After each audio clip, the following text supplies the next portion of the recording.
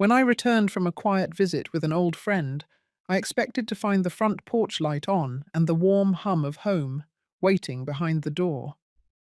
Instead, I found my life boxed up and dumped like trash.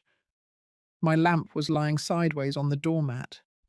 My suitcase sat against the bushes, half unzipped. On top of everything taped to a photo frame of me and my son was a folded piece of paper. 6 words. No warning, no explanation, just a quiet erasure. And in that moment, I realized something deeper than betrayal had happened. It wasn't just about being pushed out, it was about being replaced without a second thought.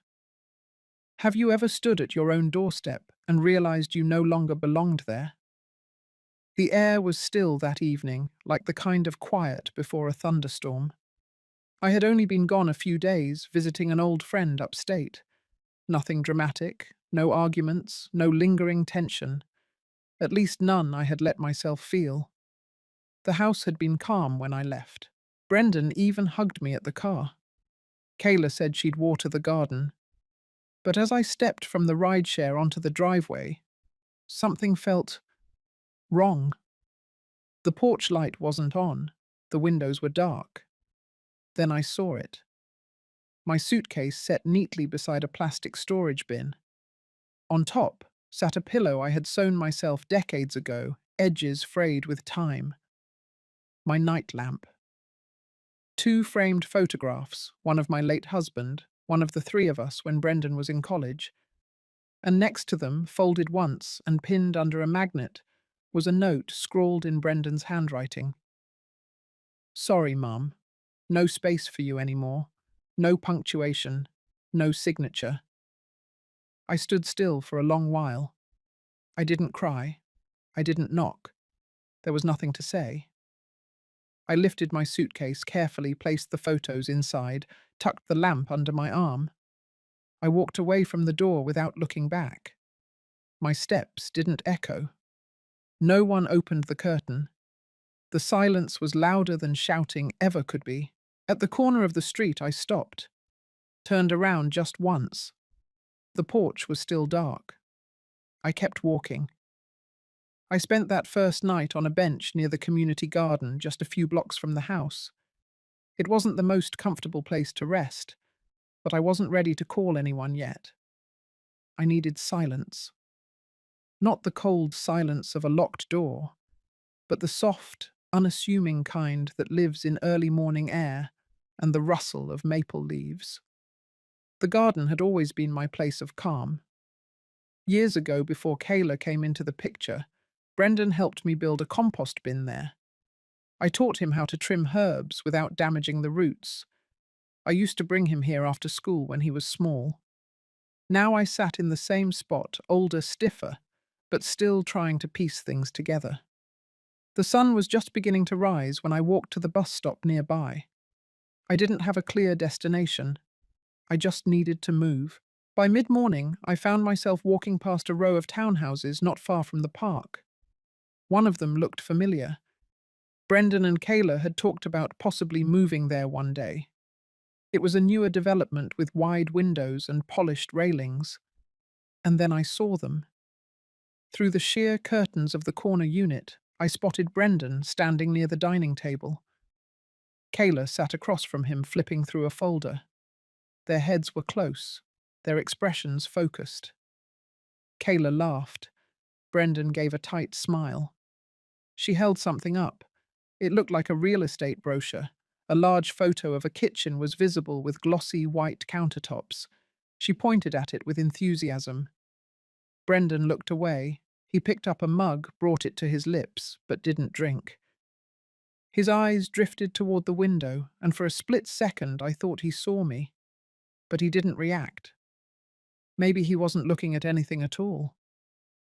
Kayla said something else, and Brendan nodded slowly.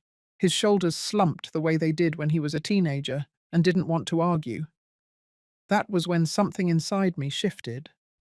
All the tiny moments from the past few months returned like puzzle pieces falling into place. The time Kayla insisted on handling the utility bills. The way Brendan avoided talking about the house whenever I brought it up. The strange mail with his name but my address. The small hesitations in his voice. I had missed the signs. Or maybe I had chosen not to see them. I stood there until the curtain moved slightly as if brushed by the wind. My legs felt heavy as I walked away, not from exhaustion, but from a growing weight I couldn't yet name. There was no confrontation that day, no banging on the glass or shouting through the door, just the quiet realization that something deliberate had unfolded behind my back. It wasn't a heat-of-the-moment decision. It was planned, calculated, and I had been the last to know. I walked farther than I needed to, ended up at the edge of the lake near the library. The surface of the water was still. I sat on the stone wall and let the stillness settle into me. I didn't cry, but for the first time since I had read that note, I began to wonder how deep the damage truly ran, and just how far back it began. The morning after I wandered toward the public library, not for books, but for the plug-in outlets and quiet.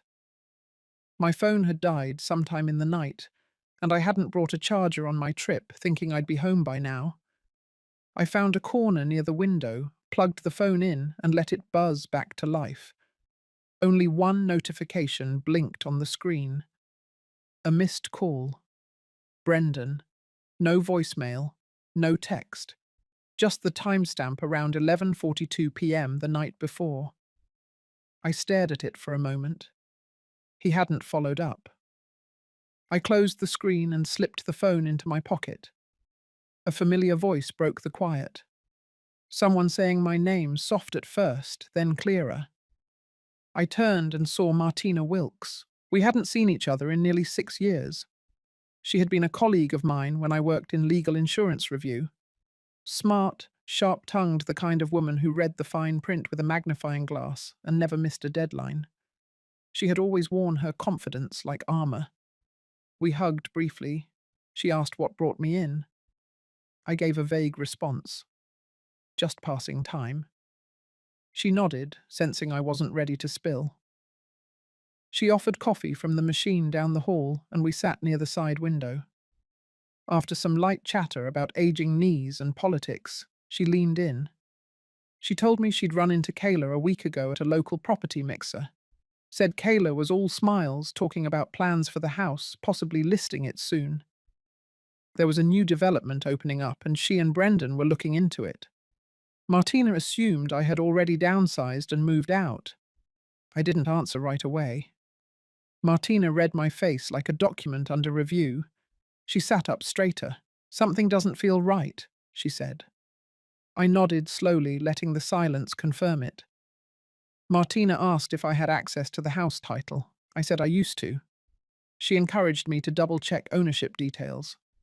Said she once handled a case where a daughter-in-law had power of attorney, switched quietly, moved her mother-in-law into assisted living, and flipped the house in less than 6 weeks. I felt the color leave my face. But not from fear, from recognition. I had brushed off so many moments. Kayla, offering to manage the water bill. Brendan, forgetting to hand me the insurance notice. The missing checkbook last spring. They weren't accidents. Martina offered to help. She still consulted part-time for women in complicated family transitions. She had seen too many mothers edged out of their own homes by paperwork and polite lies. She handed me her card, though I already had her number stored deep in an old notebook back home. We sat in silence for a while. She didn't press. That was the thing about old friends. They gave space without explanation. Later that day, I walked to the post office and rented a small box. My name, my address, even if it was just a metal drawer in a federal building. A place to redirect anything Kayla or Brendan might still be trying to claim. That evening, as I watched the sun stretch across the sidewalk outside the shelter I had checked into, I felt something different than sadness. A kind of quiet clarity. The storm wasn't over. But now I was finally turning to face it. The key still worked. I hadn't stepped foot inside my old studio in over 5 years, but somehow my hand knew the turn, the slight resistance in the lock, the gentle push to get the warped door to open. The second-floor space above the old bookstore used to be where I met clients back when I did part-time consulting for insurance claims. After Richard passed, and the house felt too full of memories, I'd kept the lease on this place as a sort of quiet retreat. No one but me and Martina ever came here. The air smelled like time had folded in on itself. Dust and lemon oil, the faint trace of printer ink and dried lavender from the sachet I had left in a drawer. I walked slowly, touching the edge of the bookshelf, running my fingers along the old desk I once used to sort policy paperwork and pension forms for widows who had no one else to help them. In the back cabinet, beneath a stack of manila folders and a faded holiday mug, I found what I needed: the original deed, the notarized copy of the title, all of it still in my name. Brendan's wasn't mentioned anywhere, not even as a beneficiary. I sat down at the desk and spread out everything in front of me. There was more. I found the co-ownership agreement Richard and I had drawn up when we bought the house. It explicitly stated that if one of us passed, the other retained full rights. Brendan had never been added, never discussed. We wanted him to make his own life, not take ours. Then came the stack of bills I had kept out of habit. Water, electricity, trash. I flipped through the most recent ones I had brought from the house. All were now addressed to Kayla. My name had been wiped clean. It hadn't been gradual. It had been fast, quiet, surgical. A copy of a utility request form with a forged signature sat at the top of one envelope. I could tell it wasn't my handwriting. They had already begun the process of replacing me not just in the house, but on paper, as if I had never existed. I didn't cry. Instead, I got up, opened the small fireproof safe I kept under the desk, and placed the deed and the old agreement inside.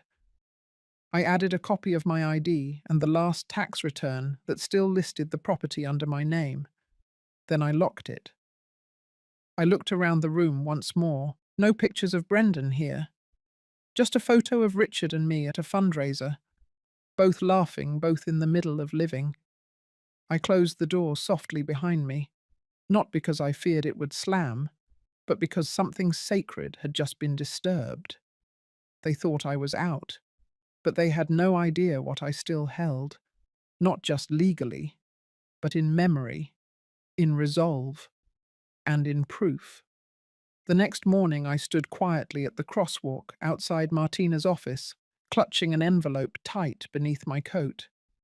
Around me, the city hummed with movement, people streaming past with coffee cups and earbuds, thinking about meetings, errands, and nothing close to what I carried in my hands. They didn't know I had been erased slowly and deliberately, but I knew. Martina greeted me with that familiar, no-nonsense look. Her office still smelled like lavender oil and copier paper exactly as I remembered. I laid the documents out on her desk without saying a word. The house deed, the joint ownership agreement from decades ago, the forged utility requests, the tax papers, the pieces of me they had tried to cut out. Martina didn't flinch. She skimmed every page, slowly flipping back twice, then leaned back in her chair. "This is no mistake," she said. "They're laying groundwork to remove you, and I think they know you won't fight back." Her words didn't sting. They just settled into a space that had been empty for a long time. A space where I had once been someone who acted, who calculated risk, who spoke with certainty. She picked up her phone and called in a favor. Within minutes, she had a name: Ashby Sterling, a retired estate attorney who used to specialize in asset protection for older women. According to Martina, she didn't just read contracts, she read people. 2 days later, I stood on the porch of Ashby's home office. The house was small, tidy, and quiet. A white wooden swing swayed in the breeze, and the curtains in the front window shifted like someone had just walked past them. Ashby greeted me with a calm nod and led me inside. She was older than me, maybe by 5 years, with short silver hair and a presence that didn't need to fill space to command it. I handed her everything. She read slowly. Her eyes moved like a surgeon's hands. When she was done, she folded her fingers and said evenly, "None of this changes the fact that you're still the sole legal owner. The utilities being moved, the mail redirect, the digital address change. It's circumstantial. It's not lawful transfer. But if they attempt to use it to leverage a sale or a refinance that becomes fraud." I nodded, feeling the heat return to my cheeks. I hadn't even realized how cold I'd been. Ashby walked me through the next steps. A formal cease and desist letter. Notification to the county clerk's office to flag any attempted transactions. Documentation filed with a soft restriction that would delay any unauthorized movement of title. It wasn't dramatic, but it was effective. We printed everything that day. I signed with a pen that didn't shake. Martina arranged for a courier to deliver one sealed envelope to Brendan's office and another to Kayla's last known workplace. Ashby also suggested filing a protective memorandum with the neighborhood council. That step would alert local legal realtors and banks in the area that any claim on the house not coming from me was to be treated with caution. It wouldn't stop them outright, but it would slow them down. That afternoon, I stood in the hallway of Ashby's office, waiting for my ride. I glanced in the mirror hanging near her coat rack. I looked tired. But behind my eyes, something new had settled. A steadiness, a line had been drawn. They hadn't taken everything. They had just taken my silence for granted. And that mistake they would come to regret. By the end of that week, every letter had been sent. One by courier to Brendan's law firm downtown. One to Kayla's office at the wellness clinic, where she managed scheduling and finance. Another copy filed at the county office, flagged and sealed. I hadn't spoken a word to either of them since I left the house that morning with my suitcase. Then, on a quiet Wednesday afternoon, my phone started ringing. Brendan's name flashed across the screen. I let it ring out, then again, and again. No voicemails, no texts, just repeated calls spaced like he was hoping to catch me off guard. By the sixth attempt, a message finally came in, from Kayla. It read short and sharp. "You didn't have to go this far." I sat with that message for a long while. I didn't reply. But later that night, I sent one line. "Everything has a reason. So does this." I knew the silence would be louder than any explanation. The next morning, I stopped by my old neighborhood just after sunrise. I didn't go to the house. I only walked along the sidewalk near the park, passing the garden where I used to take Brendan when he was little. I could see the backyard from a distance. The blinds were drawn. By noon, Martina called me. Brendan had emailed her firm's generic inbox asking if the documents were valid. Ashby answered herself professionally and briefly. She confirmed the cease and desist was active. She included her license number and offered to direct him to the property records if he needed independent confirmation. There were no legal threats, no accusations, just a wall of clarity. That evening, Brendan showed up at my studio. He knocked, then waited a long time. I opened the door just enough to see his face. His eyes were tired, less angry than confused. He asked if we could talk. I stepped aside, not to welcome him, but to show I wasn't afraid. He stood by the window looking down at the stack of papers on my table. He said he hadn't known about everything, that Kayla had taken the lead because she thought I needed rest, that it wasn't supposed to escalate this far. I didn't interrupt. Finally, I asked one thing, not as a mother, but as a woman speaking to a grown man who should have known better. "Why didn't you stop her?" He looked at the floor. His answer came slowly. "Because I didn't want the conflict. because it felt easier to step back, because I didn't think you'd push back. It wasn't cruelty, it was cowardice. He hadn't chosen her over me. He had chosen silence over discomfort, and that I realized was its own kind of betrayal. He asked if there was anything he could do now. I told him the letters had been sent. The alerts had been filed. The title was no longer vulnerable. The house was no longer in question. I didn't tell him everything, but I told him enough. When he left, I closed the door gently behind him, not with rage, not with grief, just a quiet kind of certainty, the kind you carry when you've already lost the illusion of family and found something steadier in its place: yourself. The next few days passed without another word from Brendan or Kayla. I didn't expect an apology, and I certainly didn't expect understanding, but I did expect movement, a reaction, and when it came, it was calculated. Saturday morning, a courier arrived, a white envelope with my name neatly typed, "No return address." Inside was a letter from a real estate firm addressed not to me, but to Brendan and Kayla. A carbon copy of an internal inquiry form was included, requesting documents for pre-sale evaluation of the house. My house. I didn't panic. I just called Martina. She met me at my studio an hour later, scanned the letter, and cursed under her breath. We both knew what this meant. They were trying to test the system, to push past the alerts Ashby had placed, maybe hoping someone in the system wouldn't catch it. A quiet attempt. Another shadow move. Martina was ready. She called Ashby and forwarded the documents. Within hours, Ashby filed a second-level restriction with the property office and flagged the realtor directly with legal notification. Any further attempt to inquire about the home would require direct authorization from me, notarized and certified. The wall around my house was now reinforced. Still, the audacity stunned me. Not just the attempt to erase me from the deed, but to pretend I had never mattered. As if the years I spent building that home, the love poured into its corners, could be dismissed with a signature forged in convenience. That night I slept lightly. Sunday afternoon, Brendan came again. He didn't knock, just stood outside the door until I opened it. His eyes held something tighter this time. Not desperation, more like strategy.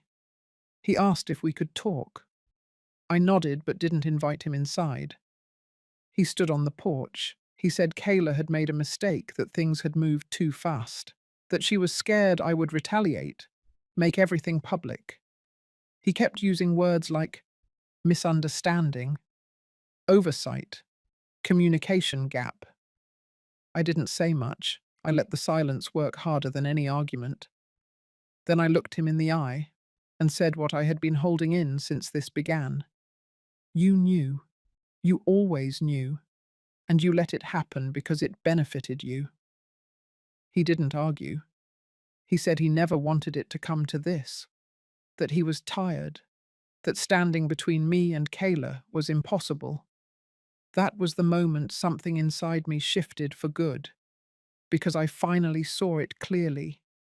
He hadn't been manipulated. He hadn't been trapped. He had made a choice, not because he hated me, but because standing with me would have required courage, and comfort was easier than courage.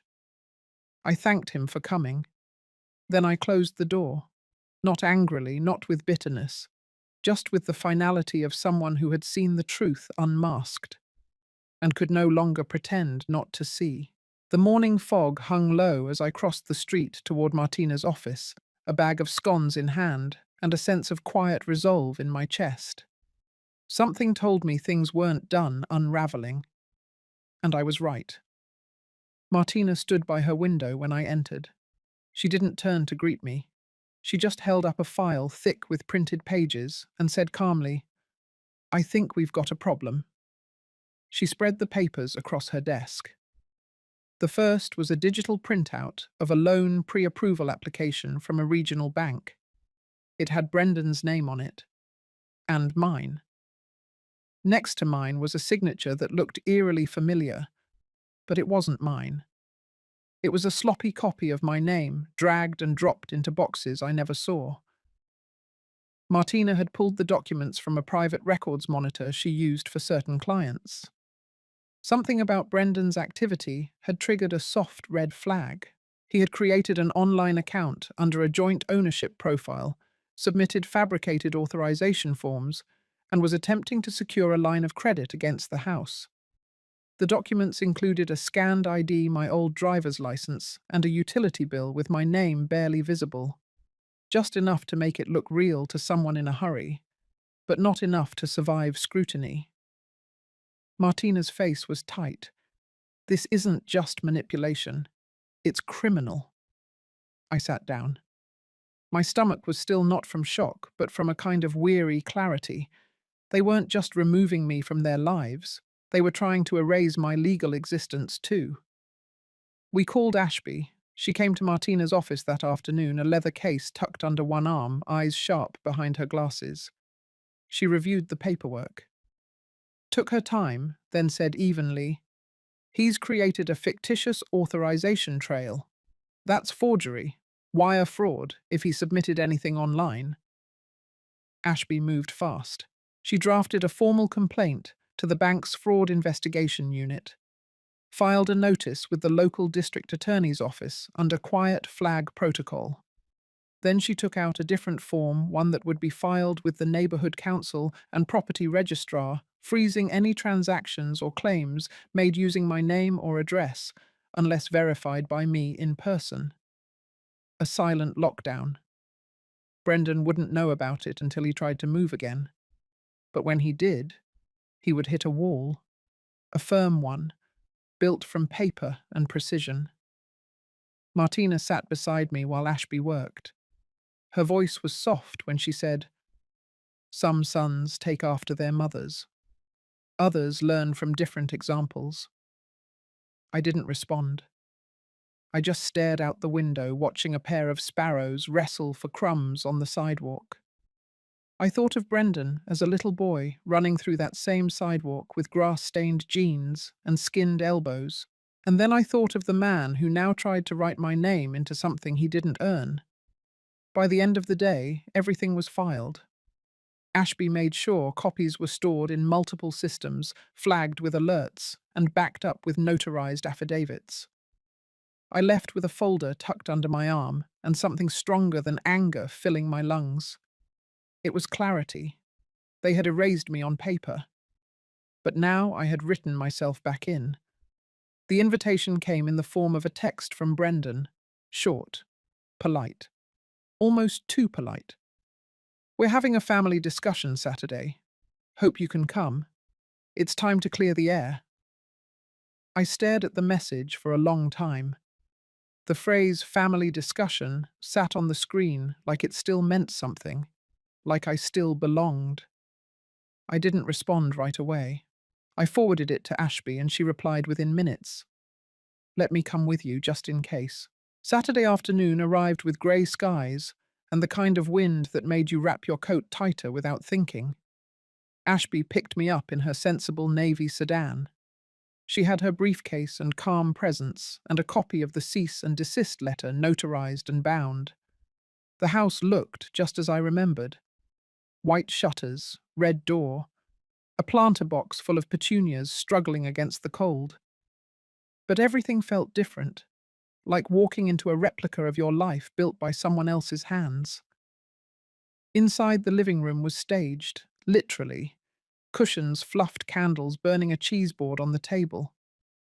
Kayla stood by the fireplace in a tailored sweater, her smile stretched too wide. Brendan greeted us with a handshake, eyes darting between me and Ashby. He looked nervous, not confused, not angry, just prepared. We sat. No one touched the food. Kayla started speaking, her voice smooth like she was presenting a pitch. "We know there's been some tension lately, and we wanted to invite you here to have an open, respectful dialogue. This is still your home too," she said, gesturing toward the room. Ashby reached into her briefcase and set down the letter. She didn't raise her voice. She didn't need to. Actually, this home belongs solely to my client, Marjorie Lindell. She remains the legal owner on all official documentation. Any representations otherwise have been formally challenged and recorded. This is not a discussion. It's a confirmation. Silence fell. Brendan paled. Kayla blinked once, then twice. The kind of blink people do when their plans stall mid-air. Ashby continued. We are also aware of forged documents submitted to multiple institutions. Those filings have been reported and flagged. Further action is pending, but for now, my client reserves the right to press charges. Kayla's voice dropped an octave. This isn't how we wanted to do things. I looked at her for the first time that day. Really looked. And I saw it then. The cracks. The loss of control. The realization that whatever story she'd been spinning had just come unraveled. Brendan tried to speak, but stopped himself. He just stared at the document, hands clenched. I stood up. I didn't yell. I didn't make a speech. I just said, "You tried to write me out of my own life. You thought I wouldn't notice." Then I turned to leave. Ashby followed. At the door she paused and said one final line. "If you attempt to interfere again, legal proceedings will follow immediately." Outside the wind was colder, but it felt fresh, cleansing. We didn't talk on the drive back. I didn't need to, because in that silence something had shifted. They had wanted to bury me in paperwork, but I had shown them I was still standing. The next morning, I packed a single overnight bag and walked into the old house one last time. I had the keys. I still held the deed, but ownership and belonging were never quite the same, were they? Kayla was in the kitchen washing dishes with unnecessary force. Brendan sat at the dining table, hands folded like a child waiting to be scolded. They didn't speak. I stood by the threshold for a moment, letting the silence draw its own boundary. Then I said it. "I'm selling the house." Kayla froze. Brendan looked up. Lips parted, but without a word. I continued. "Not for revenge, not to punish anyone, just because it's mine, and I no longer want to share my name with walls that have forgotten me." I placed a folder on the table. Inside was the listing agreement already signed. Ashby had handled everything discreetly with the precision only a woman who's seen it all can carry. Brendan's voice cracked. "But where will you live?" I looked at him not unkindly, but without softness. "That's not your concern anymore."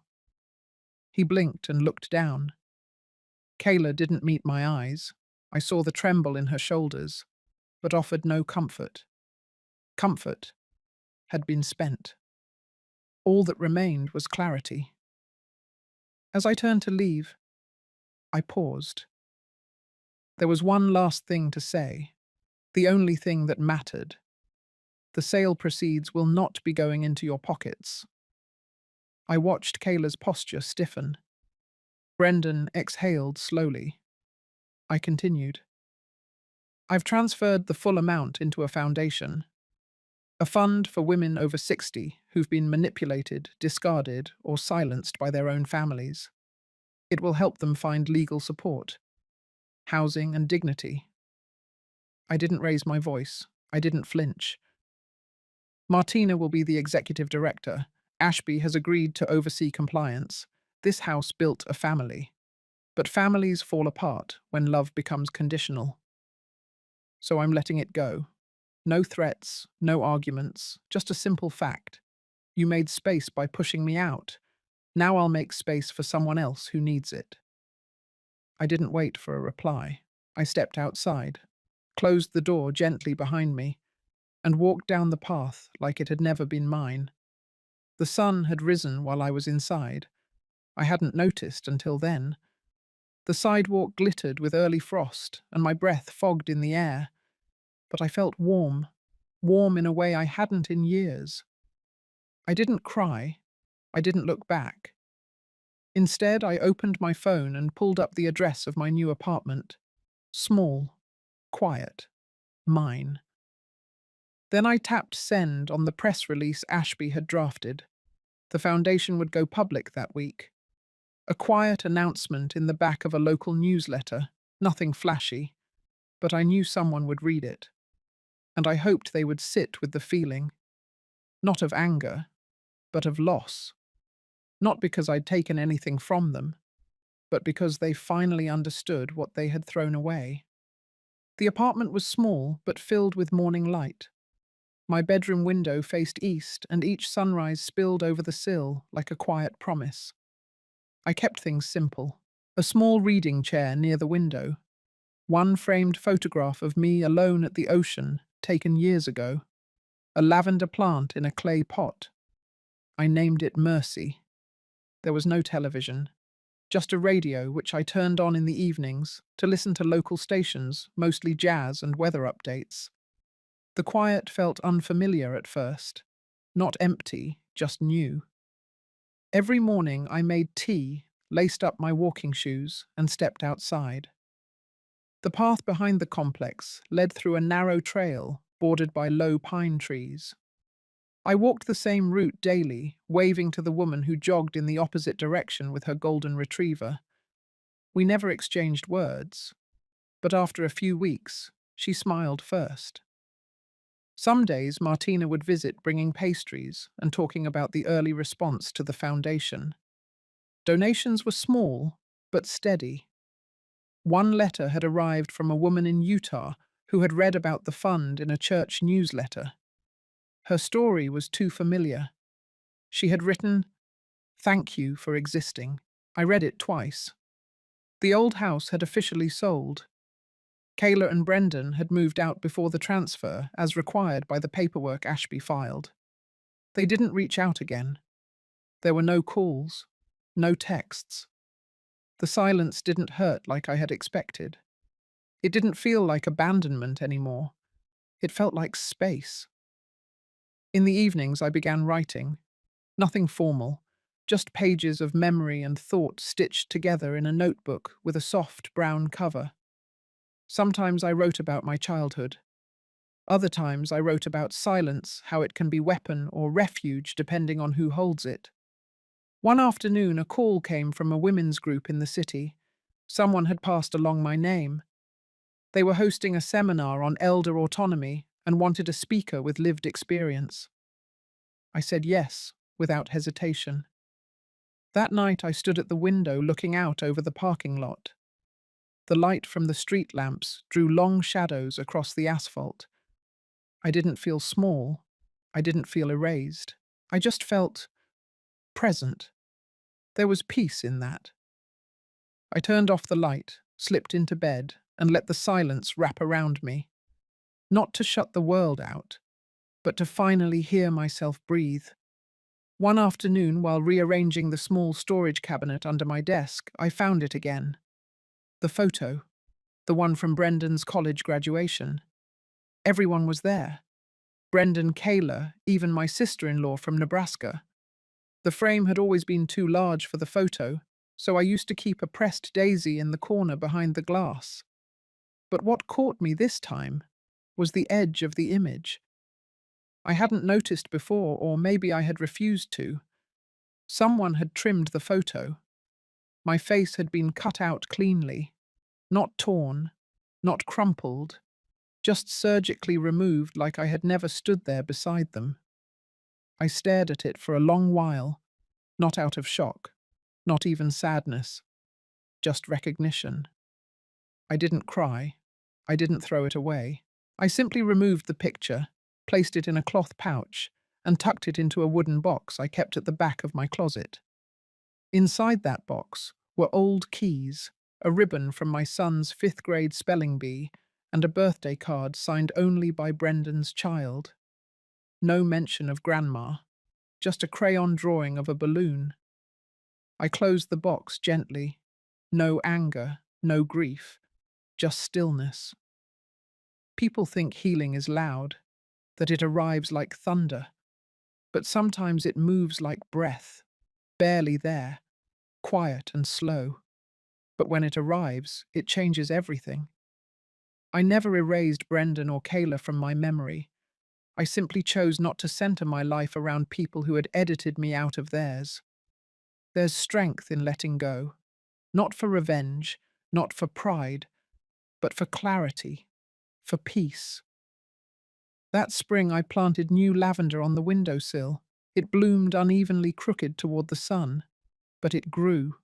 That was enough. I didn't look back, not even once. If this story found a quiet place in you, I thank you for listening. So many women walk through years of silence before they finally choose themselves. Have you ever felt erased not in words but in presence? I invite you to share or simply to reflect. Your story, like mine, has weight, and sometimes in telling it or hearing it, we start to bloom again, quietly, steadily, in our own time.